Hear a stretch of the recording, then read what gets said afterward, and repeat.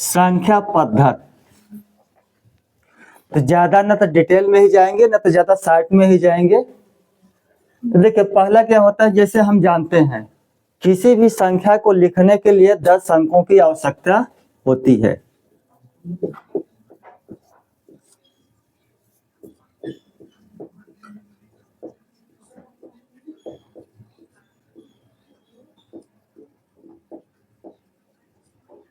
लिखने के लिए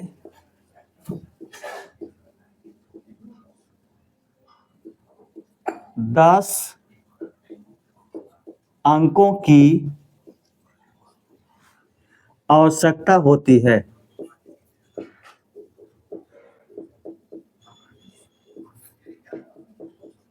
आवश्यकता होती है। वो अंक हैं आपके 0, 1, 2, 3, 4, 5, 6, 7, 8, 9। सिर्फ यही वो अंक हैं, चाहे जो भी संख्या हो लिखने के लिए सिर्फ इतने ही अंकों की आवश्यकता होती है। चाहे जो भी संख्या है जिसमें 0 से लेकर के 9 तक, चाहे वह प्लस में हो चाहे माइनस में हो, सिर्फ इन्हीं संख्याओं का यूज किया जाता है। अब इन संख्याओं को अंकों में लिखा जाता है और शब्दों में। जैसे अंकों में लिख रहे हैं हम, अंकों में 9916। ये क्या हो गया अंकों में, क्योंकि बहुत ज्यादा लोग कंफ्यूज करते हैं अंकों में और शब्दों में। अंकों का मतलब होता है कि वह किस में लिखा गया है, गिनती में, और शब्दों का मतलब होता है शब्दों में। तो हो गया 9916। तो आपका हो गया अंकों में और शब्दों में।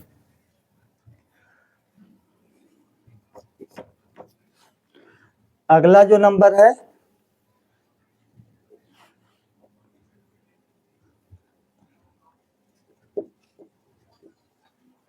भाज्य बराबर भाजक गुणित भागफल और प्लस शेषफल।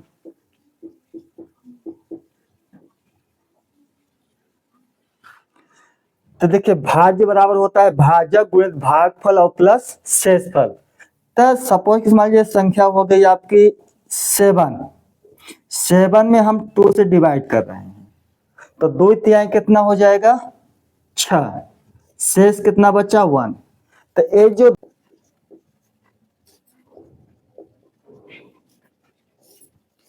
जातीय मान जो होता है किसी भी संख्या का, वह स्वयं का मान जो होता है वही होता है जातीय मान। जैसे सपोज करिए 6, 7, 8, 9, अगर इसमें हम 7 का जातीय मान पूछे तो 7 ही है। 7 का जातीय मान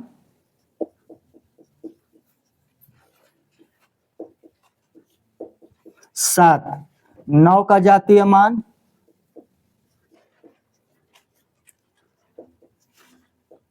9। यानी जो संख्या है, मान चलिए 6 है तो 6 का जातीय मान 6 ही होगा, वो किसी भी स्थान पे है, उससे मतलब नहीं है। तो यहाँ देखिए जातीय मान 6, 7, 8, 9, तो इसका जातीय मान कितना हो जाएगा 7, इसका 9 का जातीय मान 9। तो एक में थोड़ा सा यहाँ देख लीजिएगा, लिखने में कंफ्यूज है। भाज्य बराबर भाजक गुणित भागफल प्लस शेषफल। तो ये जो भाजक है ये आपका 2 है और भाज्य कितना है 7। यानी भाज्य जो होता है जिसमें भाग दिया जाता है, और भाजक होता है जिससे भाग दिया जाता है।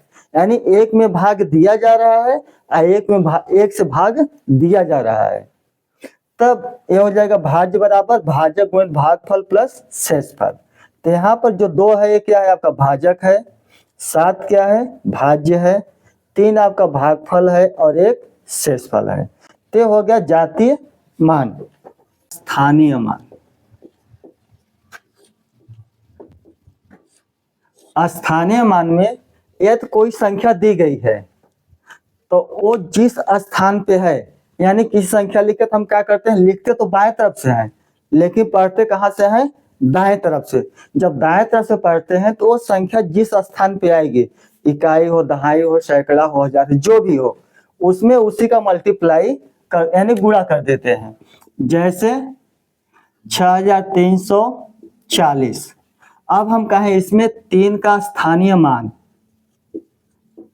3 का स्थानीय मान, अगर 3 का स्थानीय मान करेंगे तो जो संख्या है जिसे 3 है तो 3 के नीचे 1 लिख दीजिए और उसके बाद उसके दाहिने तरफ जय अंक हो तैठ 0 लगा दीजिए। तो यहाँ कितना है, 2 0 है, तो उसी 3 में क्या करिए, उतने का गुणा कर दीजिए तो हो जाएगा 300।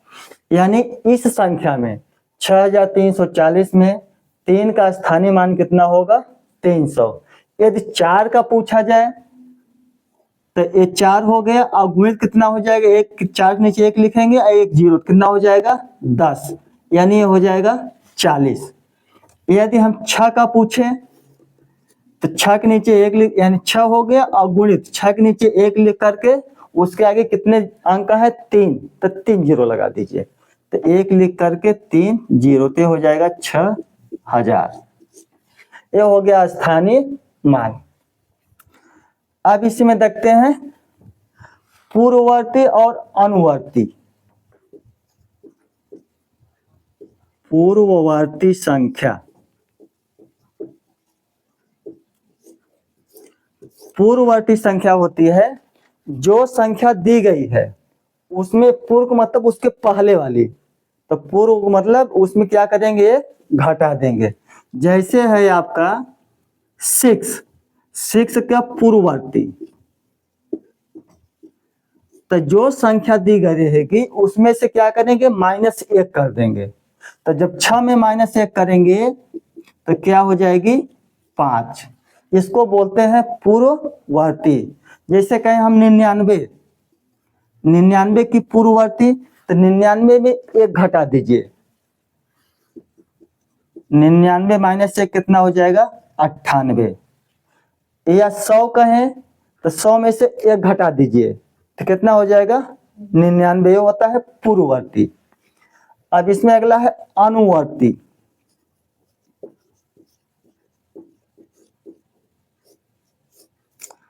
अनुवर्ती में पूर्ववर्ती का जस्ट अपोजिट, इसमें क्या करते हैं, घटा देते हैं, इसमें क्या करेंगे, जोड़ देंगे।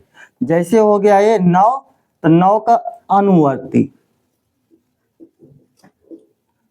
अनुवर्ती मतलब हो गया संख्या और +1, तो 9 में क्या करेंगे, 1 जोड़ देंगे तो कितना हो जाएगा, 10। या हम कहें 17 का अनुवर्ती कितना हो जाएगा, 17 + 1 = 18। तो इसको क्लियर रखे रहिएगा, पूर्ववर्ती में 1 घटाते हैं और अनुवर्ती में 1 जोड़ते हैं। परिमेय संख्या, देखिए परिमेय संख्या होती है जिस भी संख्या को हम p/q के रूप में लिख सकें और वहां पे किसी भी संख्या को p/q के रूप में लिख सके उसे बोलते हैं परिमेय संख्या। लेकिन कंडीशन क्या है, q डज नॉट 0, q 0 नहीं होना चाहिए। यदि इस कंडीशन में है तो उसे बोलते हैं परिमेय संख्या, रेशनल नंबर। और इसमें भाग देंगे तो जो पॉइंट आता है दशमलव के बाद शांत या अशांत दशमलव, दोनों कंडीशन हो सकती है, शांत में भी हो सकता है और अशांत में भी हो सकता है, उसे बोलेंगे हम परिमेय संख्या।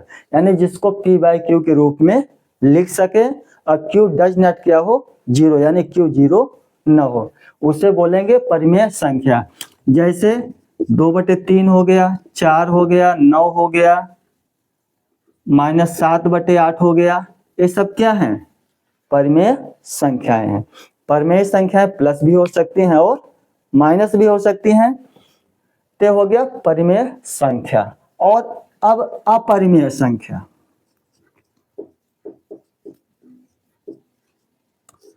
अपरिमेय संख्या। अपरिमेय संख्या होती हैं जिनको p बाय क्यू के रूप में न लिखा जा सके, यानी वो किसमें हो, p बाय क्यू के रूप में न लिखी जा सके, उसे बोलते हैं अपरिमेय संख्या। ये संख्याएं होती हैं, ज्यादातर जो संख्याएं होती है 99% वो अंडर रूट में होती हैं।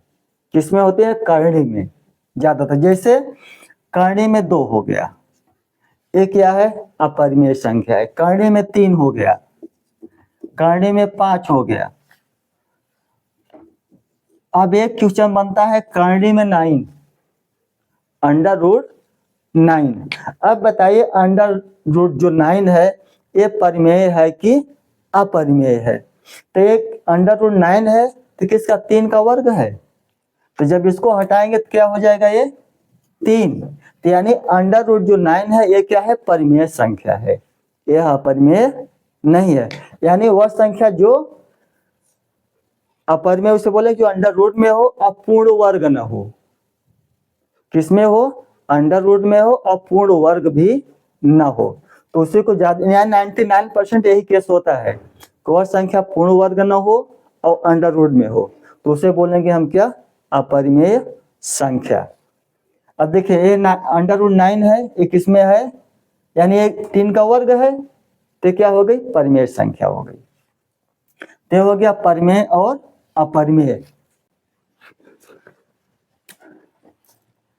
अब देखते हैं आगे सम संख्याएं।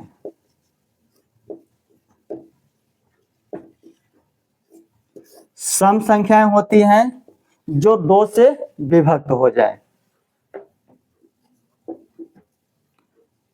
जो 2 से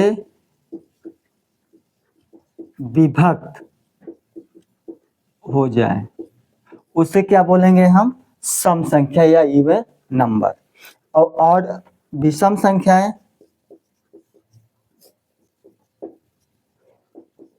विषम संख्याएं जो 2 से ना कटे, सिर्फ 2 से ना कटे और चाहे जिससे कट दिया है उससे मतलब नहीं है, वो क्या हो जाएंगी, विषम संख्या। जैसे हो गया आपका 3, 5, 9, 15। तो देखिए यहाँ क्या हो गया, 9 और ये 15, ये 3 से विभक्त हो जाएंगे ना, लेकिन 2 से विभक्त नहीं होंगे। तो क्या है, विषम संख्या है, यानी उस संख्या में 2 का भाग पूर्ण रूप से नहीं जाना चाहिए बस। भाज्य संख्याएं, जिसे प्राइम भी बोलते हैं, यानी भाज्य। भाज्य का मतलब हुआ वह किसी न किसी संख्या से कट जाए, ठीक, तो उसे बोलेंगे हम भाज्य संख्याएं। जैसे आपका हो गया 4 हो गया, 6 हो गया, 9 हो गया, 10 हो गया, 12 हो गया, 15 हो गया, ये क्या कहलाएंगी, भाज्य संख्याएं। तो इसे बोलेंगे हम भाज्य संख्याएं जो किसी न किसी संख्या से कट जाए। और अभाज्य संख्याएं,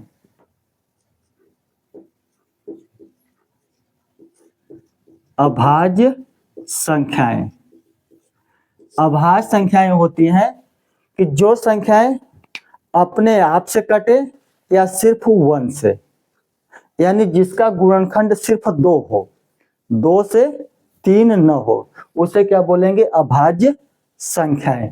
जैसे आपका देखिए 2 हो गया, 3 हो गया, 5 हो गया, 7 हो गया, 11 हो गया, 13 हो गया, 17 हो गया, 19 हो गया, डॉट। ये सब संख्याएं क्या है, अभाज्य संख्याएं हैं। जैसे देखिए 2 है, 2 या तो 1 से कटेगा या तो स्वयं 2 से, और किसी संख्या से कटेगा नहीं। जैसे 7 है, 7 में या तो 1 की भाग जाएगी या तो सिर्फ 7 की, और किसी संख्या से भाग नहीं जाएगा। तो ये हो गया भाज्य और अभाज्य। आगे है सह अभाज्य संख्याएं। सह अभाज्य संख्याएं, इसको बोलते हैं को प्राइम। क्या बोलते हैं, को प्राइम, यानी सह अभाज्य संख्याएं। सह अभाज्य संख्याएं वह संख्याएं होती हैं जिनका HCF यानी हाईएस्ट कॉमन फैक्टर या मस जिसे बोलते हैं कितना हो, एक। किन्हीं दो संख्याओं का, एक संख्या का तो होगा ही नहीं, दो संख्याओं का जो मस हो वो कितना हो, एक, उसे क्या बोलेंगे, सह अभाज्य संख्याएं।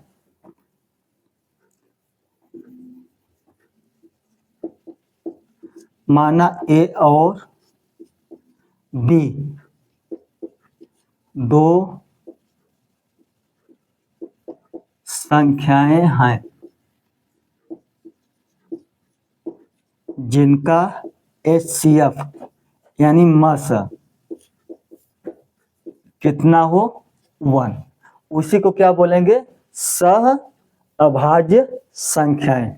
ये जब होंगी सिर्फ दो संख्याएं होंगी, दो भी हो सकती हैं, तीन भी हो सकती हैं, चार भी हो सकती हैं, लेकिन मिनिमम कितने होंगे इसमें, दो। जैसे देखिए 2 और 3, 2 और 3 जो संख्याएं हैं एक कोष्टक में क्या है, सह अभाज्य है, क्योंकि 2 भी अभाज्य है और 3 भी क्या है, अभाज्य है। और 3 5 भी हो सकता है और 11 13 भी हो सकता है ना। तो संख्याएं कैसी हैं, सह अभाज्य संख्याएं हैं, यानी इनका HCF आप निकालेंगे, मसत कितना आएगा, सिर्फ 1। सबसे मेन समस्या होती है को विभक्त कैसे होगी, कहां से इसको विभक्त करेंगे। तो पहले विभक्त के नियम,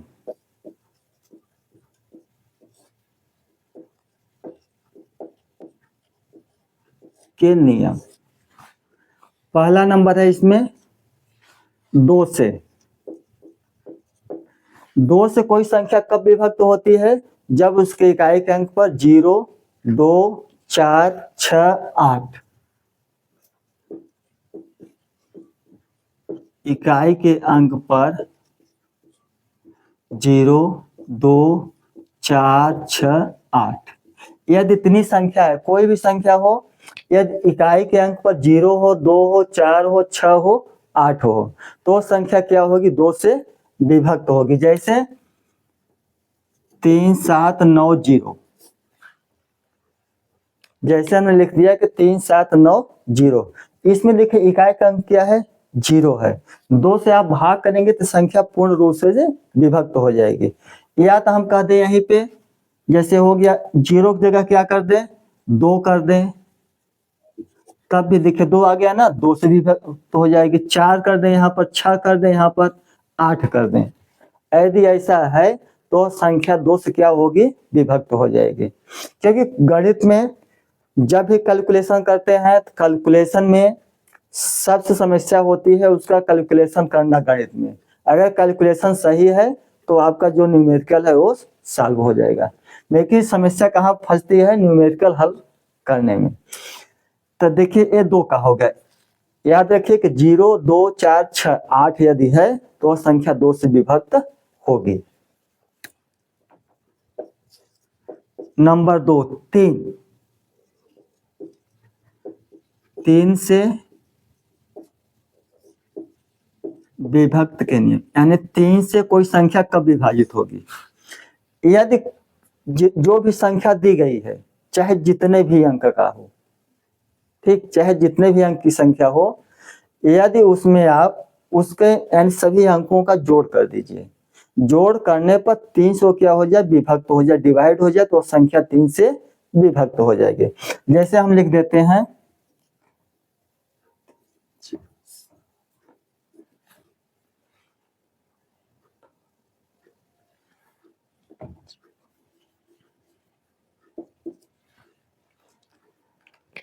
4 6 7 9, अब यह संख्या है ना।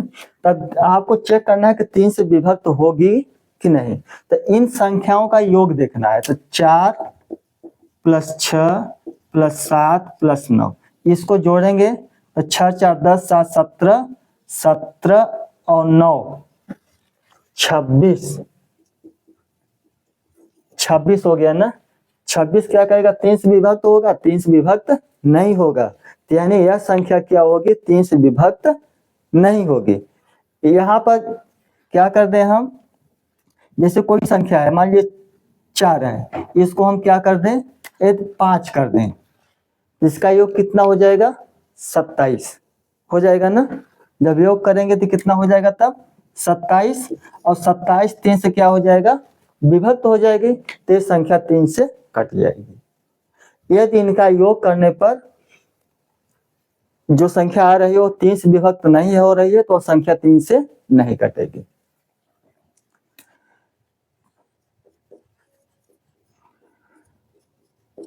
चार से कोई संख्या 4 से विभक्त कब होगी? जैसे 4 से हम डिवाइड करेंगे, भाग करेंगे, तो संख्या 4 से विभक्त कब होगी? जैसे कोई भी संख्या दी रहे, उसके लास्ट के 2 डिजिट, कोई संख्या दी गई है तो लास्ट के 2 डिजिट यानी दो अंतिम की 2 संख्याएं, इकाई और दहाई से बनी संख्या यदि 4 से विभक्त हो जाएगी तो वह संख्या 4 से विभक्त हो जाएगी। जैसे देखिए 6 3 9 3 2 हुआ ना, जैसे में है 6 3 9 3 2। अब ये क्या हो गया? ये जो हमने कहा कि लास्ट के 2 डिजिट यानी 2 अंक, लास्ट के 2 अंक क्या है? 32।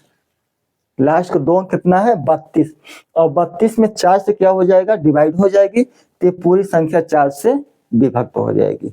यदि 32 की जगह हम क्या कर दें? 33 है ना, तो 33 में 4 से भाग नहीं जाएगा तो यह संख्या 4 से डिवाइड नहीं होगी।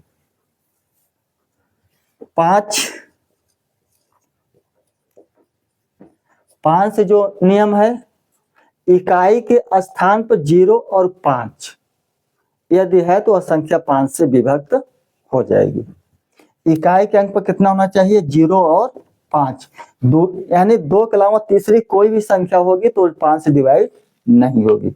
यदि इकाई के स्थान पे जैसे 6 3 7 5, यहाँ क्या है? 5 है, तो ये 5 से क्या होगा? डिवाइड हो जाएगा।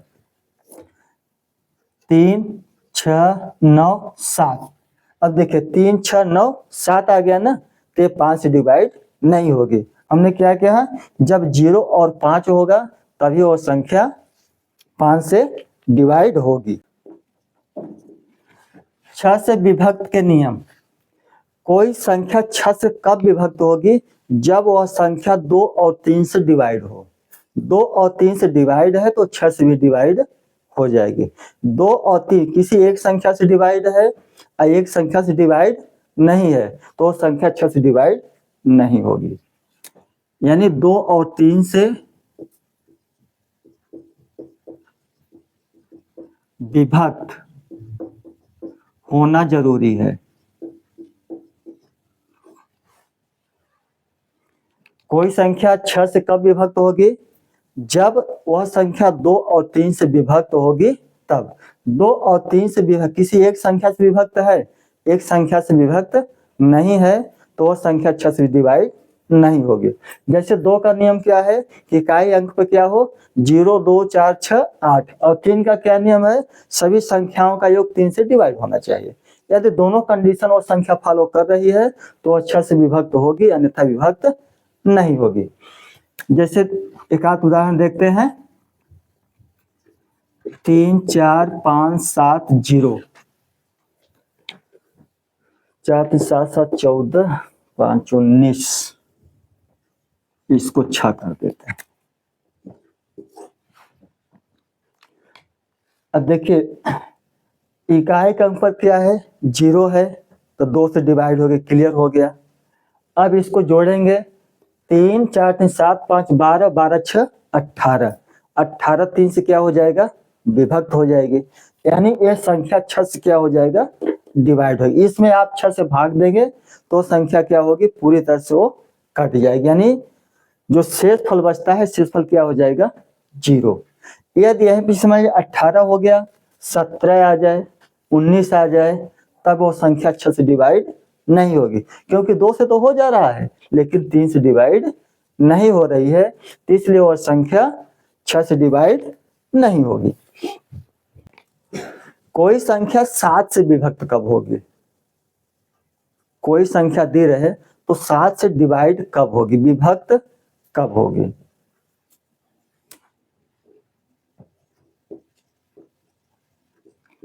इकाई के अंक को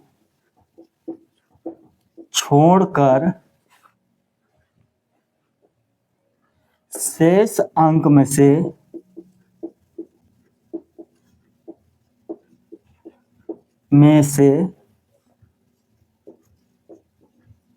इकाई के अंक का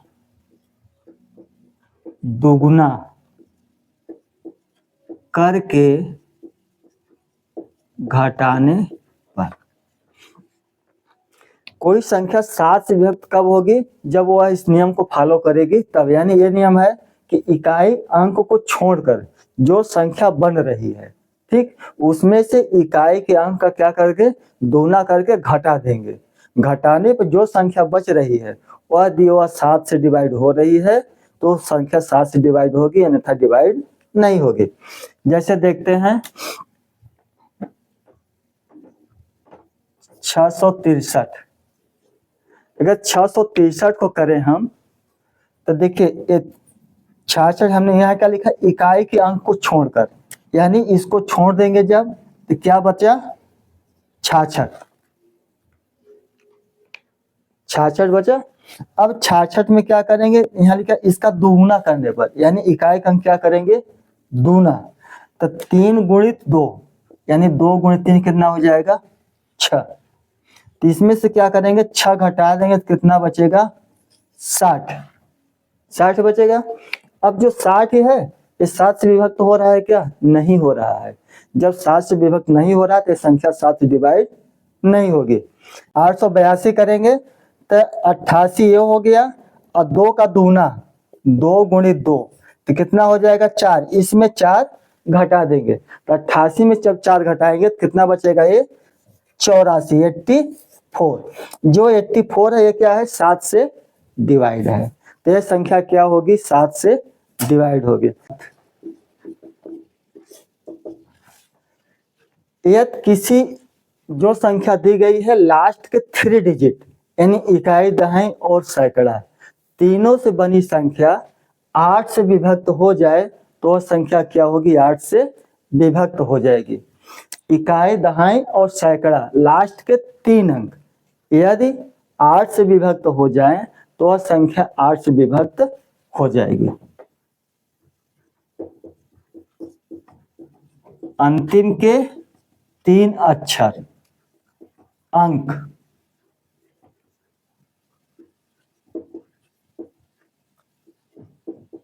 8 से विभक्त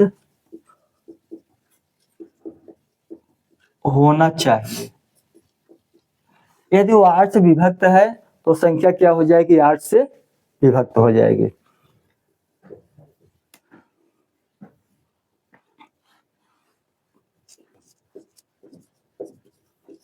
और 9 से विभक्त के लिए है जो संख्या दी गई सभी संख्याओं का योग क्या हो 9 से डिवाइड हो। यदि वह 9 से डिवाइड है तो क्या हो जाएगी वह संख्या 9 से विभक्त हो जाए। सभी संख्याओं का योग 9 से विभक्त होना चाहिए।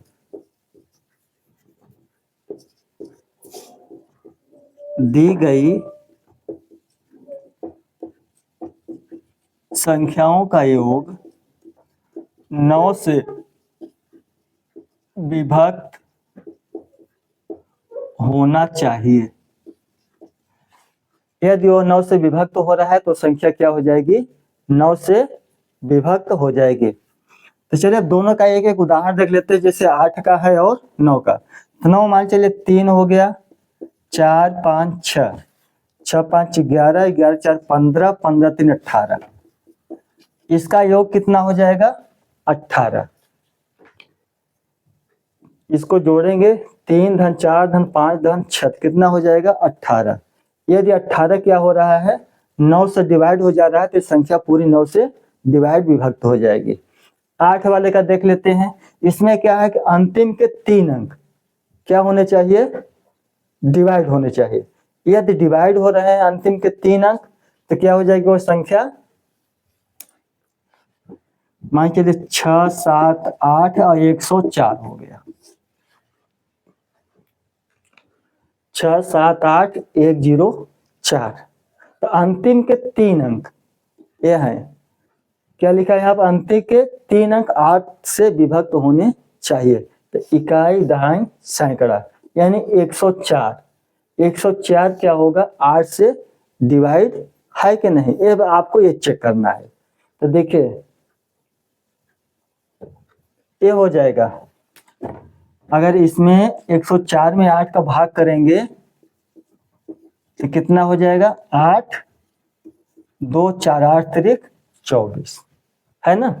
तो क्या हो गया, 104 में 8 से डिवाइड हो गया तो पूरी संख्या क्या होगी, 8 से विभक्त हो जाएगी। तो ये था नंबर सिस्टम का आज first chapter, RS Agrawal book का है, जो कि RS अग्रवाल आपकी हर एक कंपटीशन में, चाहे जो भी कंपटीशन देंगे हर एक उसमें पूछा जाता है।